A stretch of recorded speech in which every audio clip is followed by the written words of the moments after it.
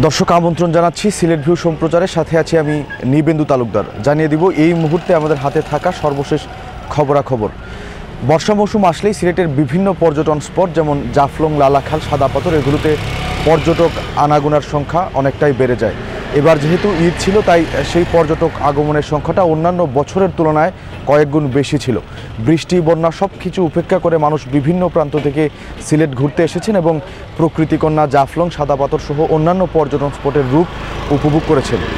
আর সেই রূপই কিন্তু বিপত্তি ঘটিয়েছে। আমরা যেমনটা দেখতে পেয়েছিলাম গত কয়েকদিন আগে সিলেটের ভোলাগঞ্জের সাদা পাথরে একজন পর্যটক নিখোঁজ হয়ে মৃত্যুবরণ করেছিলেন এবং একই ঘটনা কিন্তু ঘটেছে গত বৃহস্পতিবার, গতকালকেই সিলেটের জাফলংয়ে বেড়াতে এসে নদীতে নেমে নিখোঁজ হয়েছেন এক পর্যটক। সেই নিখোঁজ হওয়া পর্যটকের খুঁজে পুলিশ, বিজিবি ও ফায়ার সার্ভিসের সমন্বয়ে যৌথ উদ্ধার অভিযান চালানো হচ্ছে। শুক্রবার বেলা 12টায় শেষ খবর পাওয়া পর্যন্ত আরশের খোঁজ পাওয়া যায়নি। বৃহস্পতিবার বিকেল 3:30টায় পিয়াইন নদীর 0 পয়েন্টে সাঁতার কাটতে নামলে প্রবল স্রোতে আল ওয়াজ আরশ নামের এই কিশোর পর্যটককে ভাসিয়ে নিয়ে এসে ডুবে গিয়ে নিখোঁজ হয়। আরশ কুমিল্লা জেলার ব্রাহ্মণপাড়া থানার শীদলাই গ্রামের বাসিন্দা। পুলিশ পরিদর্শক জাহিদুল হোসেনের ছেলে এবং ঢাকার রেসিডেন্সিয়াল মডেল স্কুল অ্যান্ড কলেজের 9ম শ্রেণীর ছাত্র সে।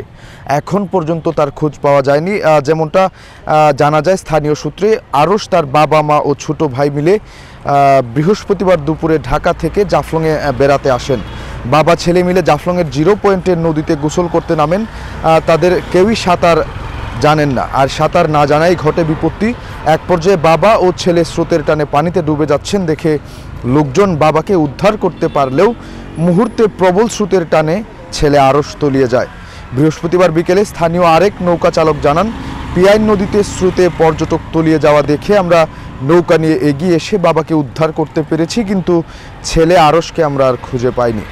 শুক্রবার বেলা 12:30 পর্যন্ত আরশের খোঁজ পাওয়া যায়নি। তবে তার সন্ধানে প্রশাসন, পুলিশ ও ফায়ার সার্ভিসের পক্ষ থেকে উদ্ধার অভিযান চলছে।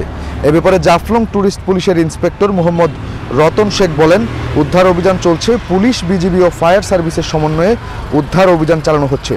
সন্ধান না পাওয়া পর্যন্ত উদ্ধার অভিযান অব্যাহত থাকবে বলেও জানান তিনি। দর্শক আসলে দেখতেই পাচ্ছেন যেসব পর্যটক দেশের বিভিন্ন প্রান্ত থেকে আসেন, বিশেষ করে যারা সাঁতার পারেন না, তারা জাফলং আর সিলেটের ভোলাগঞ্জের সাদা পাথর এগুলোর ভুবনময়ী রূপ দেখে নিজেদেরকে সামলাতে পারেন না। সাঁতার না জানা সত্ত্বেও তারা নেমে যান পানিতে এবং একের পর এক তাই ঘটছে দুর্ঘটনা। যেমনটা ঘটেছিল ভোলাগঞ্জের সাদা পাথরে, ঠিক একই ঘটনা ঘটল সিলেটের জাফলংয়ে। তো আমরা আশা করছি সিলেটের জাফলংয়ে নিখোঁজ হওয়া সেই পর্যটক কিশোর আরশের অতি দ্রুত খোঁজ পাবে পুলিশ এবং ফায়ার সার্ভিসের টহল টিমটি। দর্শক, এই ছিল সিলেটের জাফলংয়ে পর্যটক নিখোঁজ হওয়ার আমার কাছে সর্বশেষ খবরাখবর। এতক্ষণ আমাদের সাথে থাকার জন্য সবাইকে অসংখ্য ধন্যবাদ। আমাদের পরবর্তী আপডেট পেতে ফলো করুন সিলেট ভিউ ফেসবুক পেজ।